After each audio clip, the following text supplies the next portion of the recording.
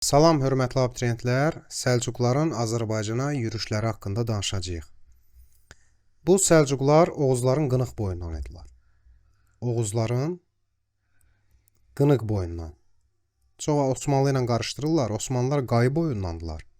Səlcuqlar Qınıq boyundandılar. Q hərfi ilə yadda saxlayın.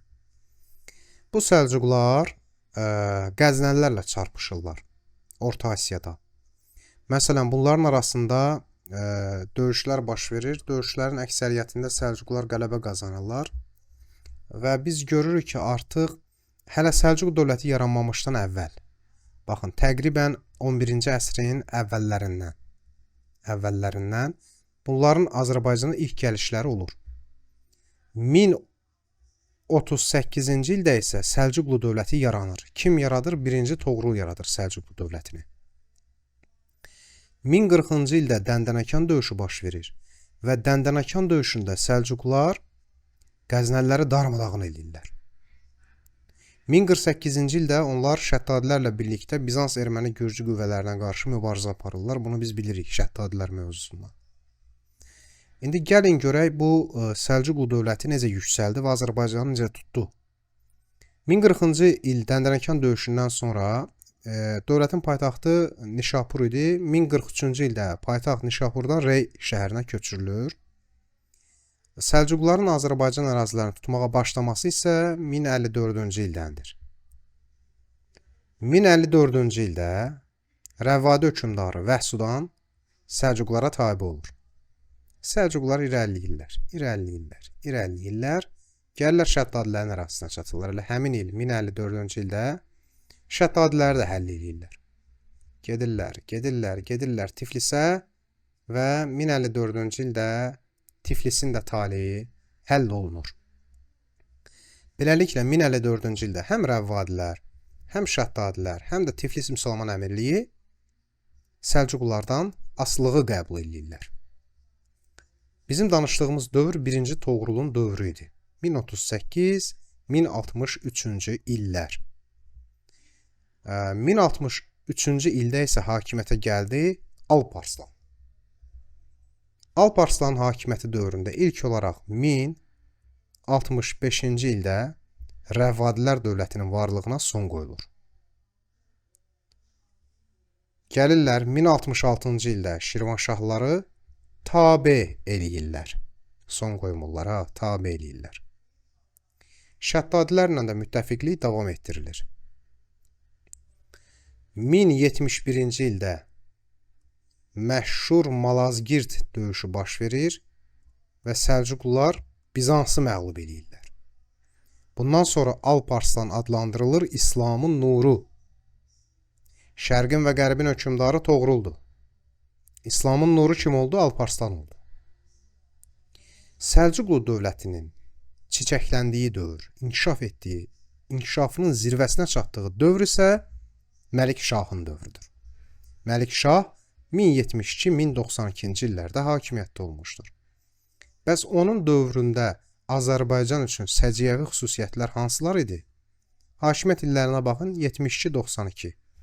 1088-ci ildə Məlikşah Şəddadilər dövlətinin varlığına son qoyur.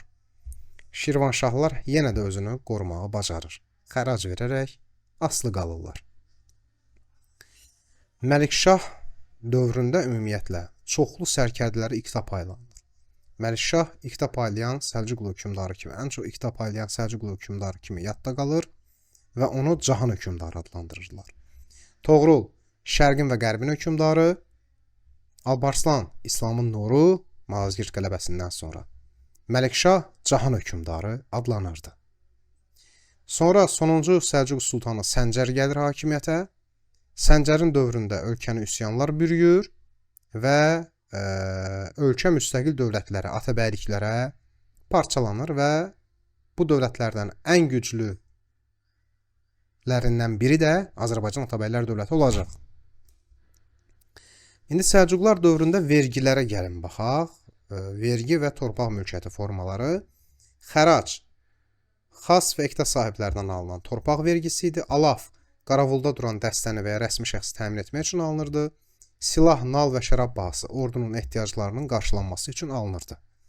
torpaq mülkiyyəti formalarından uc Səlcuqlar dövründə sərhədləri qoruyan sərkərdələrə verilirdi, imperiyanın ucqar ərazilərini qoruyanlara verilirdi və iqtanı xatırladırdı. İqta da qalmaqdaydı, Səlcuq əmirlərinə paylanılırdı. Məlikşahın dövründə 40 mindən çox sərkərdəyə iqta verilir və beləliklə onun dövründə iqta başlıca torpaq mülkiyyəti formasına çevrilir. Amma tədricən bu torpaqlar irsən keçməyə başlayır və mülkdən fərqlənmirdi. Bu da sonra dövlət avtoritetini zəiflədəcəkdir. Bu dövrdə bir də uşaqların ən çox çətinlik çəkdiyi məsələ Şirvanşahlar dövlətidir. Deyirlər ki, müəllim, qarışıqdır. Gəlin baxaq, həqiqətən qarışıqdırmı? Biz bu dövrdə Mənüçöhrdən danışacağıq. 1120-1160-cı illərdə hakimiyyətdə olub Mənüçöhr. 1121-ci ildə Gürcülər Səlcuqları məğlub edirlər. Tiflisi ələ keçirirlər və 1122-ci ildə Tiflis müsəlman əmirliyini ləğv edirlər. Şirvanşahlar bundan ilhamlanırlar və Gürcülərlə birlikdə Səlcuqlara qarşı mübarizə aparırlar. Şirvanşah hökmdarı 3-cü Mənüçöhr Gürcüyə güvənir, yəni 4-cü Davidə və müstəqil siyasət yeridir. 4-cü David də deyir, qardaş, narahat olma, mən sənə kömək eləyəcəm, gəl bu Səlcuqları bölgədən qovaq.